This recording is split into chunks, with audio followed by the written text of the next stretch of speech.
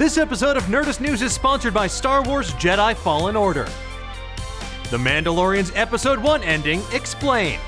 Well, folks, it's official. Disney Plus has finally launched, and while there have been reports of outages across the service, most fans are not letting that dampen their excitement for the debut of the first ever live-action Star Wars TV show, The Mandalorian. Now, quick side note, the fact that Disney added that old Fox fanfare back to the OG Star Wars films might be enough for us to overlook the fact they also tweaked Han shooting Greedo under the table yet again. McClunky indeed. It's the name of Greedo's sled. Anyway, the first chapter of The Mandalorian has everything fans could ever want from a Star Wars TV show. Kick-ass main characters, dudes getting cut in half by doors, a spunky droid voiced by Taika Waititi, and of course that killer ending that definitely has massive ramifications for the Star Wars universe. Now, of course, before we go any further, we have to put up a spoiler warning because we're going to be spoiling the ever-loving hell out of the end of the first episode of The Mandalorian. So, if you have not had a chance yet to watch it, please turn away now, avert your gaze, and for everyone else, well, feel free to use this time to like and subscribe. You know, just like. What's up? Anyway, you still here? Great. So what the heck exactly happened with that ending? Why is everyone up in arms about it? Well, let's get into it. Now, the first episode pretty much unfolded as we expected. The titular Mandalorian is out on the prowl, taking down bounties, eking out a living on the underbelly of the Star Wars galaxy. But it's only after he takes out a highly suspect bounty from Werner Herzog's The Client that he sees the greater story start to take shape. We watch as the Mandalorian heads off-world to acquire the asset, and then he teams up with the bounty hunter droid IG-11 to break into the heavily guarded compound where the two find their bounty, a baby Yoda. That's right, a smooth little Yode. Found someone you have, I would say. Okay, yeah, we know it's not Yoda exactly, but George Lucas has very specifically never named or established this species yet, so for the purposes of ease, we're going to call him the Wee Baby Yoda. But what does Wee Baby Yoda mean? Now, before this point, we've only seen two other beings of his species, Yoda and Yaddle, both of whom sat on the Jedi Council. They were both extremely strong with the Force, very long-lived, something hinted at by IG-11 when they find the 50-year-old baby, and it's safe to assume that their alien species is actually pretty rare in this galaxy based on their, lack of proliferation. To an entire galaxy far, far away, we've seen so many more Mon Calamari. There's very few Yodes in this world.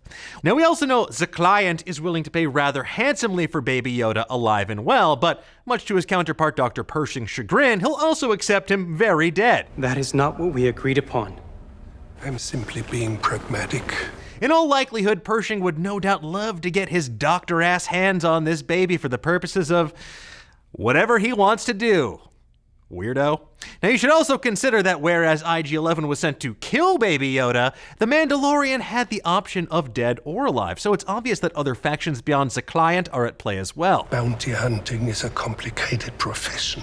It's also worth noting that if the wee Baby Yoda was born 50 years ago, that would have placed his birth around the time of Anakin Skywalker's birth, give or take a year. It would also make this one old-ass baby. He's too old. Now, we're not sure if that plays into anything, but it's an interesting fact to contemplate nonetheless, especially considering Anakin Skywalker's position as the Chosen One. So, with all of what we know now laid bare on the table, what happens when all of the clues begin to be added up? Well, it seems pretty obvious that despite how the Mandalorian needed the Client's payments, he's probably not going to just hand over this child. If we had to guess, he's probably going to pull a lone wolf and cub situation where he's forced to go on the run with this baby as he's hunted down by all types of former Imperials, bounty hunters, all manner of scum and villainy. And in the process of trying to get this wee baby Yoda back to its family, or maybe find others like it, we might actually find out more about Baby Yoda's species. Are they all Force sensitive? Why are there so few of them? And 50 years old? You're a baby at 50? That sucks. That's so long to yourself. It also wouldn't surprise us if Giancarlo Esposito's character Moff Gideon was attempting to kill off Baby Yoda, which would leave one less Force user in the galaxy. And Werner Herzog's character just happened to maybe stumble upon this plot. As for who Baby Yoda's parents are, well, it's safe to assume that he probably isn't Yoda or Yaddle's, considering the fact they were both on the Jedi Council and they had pretty strict rules about romantic entanglements among Jedi. Anything is possible, Padme. Listen to me. In the end, we are definitely left with more questions than we have answers, but fortunately, we don't have to wait too long, as Chapter 2 of The Mandalorian is expected to drop on the 15th later this week. Good.